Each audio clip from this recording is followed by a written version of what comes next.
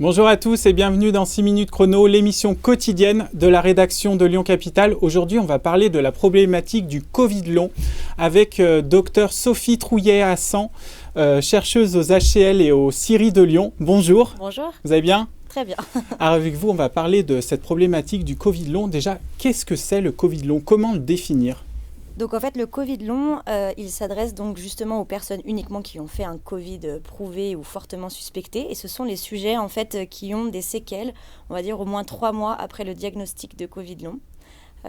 Donc ça peut être tout un tas de séquelles différentes. Mais voilà, la définition, c'est des séquelles liées au Covid plusieurs mois après l'infection. Ah, on sait que les symptômes sont très variés de ce Covid long. C'est quoi les symptômes principaux qu'on retrouve ? Donc on a notamment des difficultés respiratoires persistantes, on a également une fatigue chronique, des difficultés de concentration et également une perte de goût et d'odorat qui peut être partielle ou totale, qui peut rester comme ça encore pendant plusieurs mois, qu'on appelle anosmie agueusie en fait. Alors, docteur, aux HCL, vous travaillez depuis plusieurs mois maintenant sur ce Covid long. Vous faites des recherches. Est-ce que vous pouvez nous expliquer un peu où mènent ces recherches ? Oui, donc en fait, nous, on vient d'avoir un projet supporté par la nouvelle agence ANRS. Et donc, ce projet, en fait, il vise à étudier une cohorte de 500 personnes. Une partie de ces sujets, environ 200, ont été hospitalisés pour Covid sévère. Et le reste, ce sont des personnels soignants qui ont eu également un Covid plutôt léger ou modéré. Sur ces deux cohortes, on a fait revenir les sujets 6 mois après leur infection et on a pu comme ça regarder quelles personnes présentaient un Covid long ou des séquelles à 6 mois de leur infection et non. Donc déjà, on peut remarquer la prévalence extrêmement importante. Chez les personnes ayant fait un Covid sévère, on était à quasiment plus d'une personne sur 2 qui présentait des symptômes persistants. Chez les soignants, on est plutôt aux alentours de 1 personne sur 4, donc on se rend compte déjà que c'est un problème majeur en tout cas. Ça veut dire, je vous coupe, 50% des personnes qui ont fait un Covid sévère, hospitalisées, Covid sévère, hospitalisées, oui. ont encore des séquelles plusieurs mois plus tard. Oui, alors c'est très varié en termes de profil de sujets. On a des sujets qui ont justement une perte de goût et d'odorat persistante et d'autres qui ont un besoin de support d'oxygène par exemple, des difficultés respiratoires persistantes.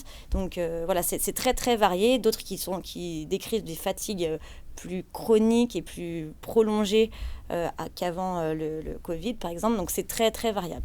Et alors, chez les personnes qui ont fait des formes plus légères, là, on a encore à peu près 20-25% de personnes qui ont encore des symptômes plus tard. Voilà. Et c'est à peu près les mêmes symptômes, pas dans les mêmes proportions, mais on a, oui, environ... nous, dans notre étude, on a environ 18% des sujets qui disent avoir toujours plus d'odorat ou plus de goût, par exemple, à 3 mois, à 6 mois dans le cadre de notre étude, après avoir contracté le Covid. D'accord. Et donc dans l'étude, est-ce que quand on a fait des formes plus graves, on a encore après des symptômes plus graves ou pas forcément ? Pas forcément plus graves, non. Il y a une plus grande proportion de sujets qui ont des symptômes persistants, mais ils ne sont pas forcément plus graves. Ils sont un peu différents en termes de proportion. Donc nous, dans notre étude, on essaye en fait de comprendre quelles sont les altérations immunitaires qui peuvent justement expliquer ces longues Covid. Donc on essaye de regarder beaucoup de choses, notamment toutes nos cellules immunitaires. Est-ce qu'elles sont dans un état d'activation permanent, ce qui pourrait expliquer un petit peu... certains phénomènes, notamment de dyspnée, donc de difficultés respiratoires. Il y a eu quelques études qui ont montré justement que certains lymphocytes T étaient suractivés chez ces sujets-là.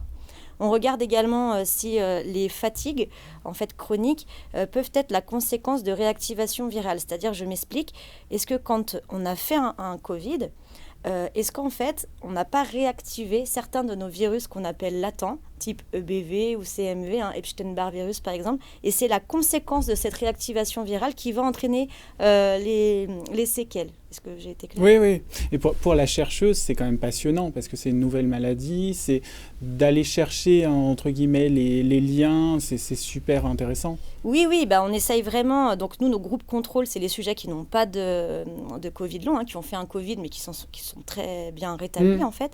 Donc on essaye vraiment de comparer tous ces groupes, trouver des pistes, alors soit de marqueurs de diagnostic, voilà, ça va être ça qui va nous permettre d'aiguiller le diagnostic vers un Covid long, par exemple, ou au contraire d'une meilleure compréhension de tel ou tel symptôme lié au Covid long. Donc là, avec le label, vous allez pouvoir travailler plus dans la durée. Ça va s'organiser comment? Oui, donc on est un consortium en fait de plusieurs équipes qui travaillent soit aux Hospices civils de Lyon, soit dans l'unité mixte Hospice civil de Lyon Biomérieux, et également avec plusieurs équipes du CIRI, donc du Centre international de recherche en infectiologie. On a chacun notre spécialité. Certains regardent réellement la réactivation virale, d'autres, ce que je vous expliquais, les biomarqueurs sanguins, d'autres encore regardent les profils immunitaires en regardant les cellules de ces sujets-là. Voilà, donc on est vraiment une équipe pluridisciplinaire à travailler autour de ces 500 sujets. C'est rare d'avoir autant de sujets bien documentés comme ça. Et donc, c'est des sujets qui ont été infestés par le variant. Par quel variant? Non, c'était au tout début de l'épidémie. C'était au tout début, donc. Oui. Okay. Donc on a pu les suivre comme ça à 6 mois. Donc c'était avant la vaccination également. Donc comme ça, on est bien, on fait bien un lien de cause à effet immédiat entre l'infection et les séquelles à 6 mois pour le coup. Ok, très bien. Bah, écoutez, on vous remercie d'être venu expliquer le Covid long sur le plateau de 6 minutes chrono. Et nous, on se retrouve très vite sur lyoncapital.fr. Au revoir. Merci.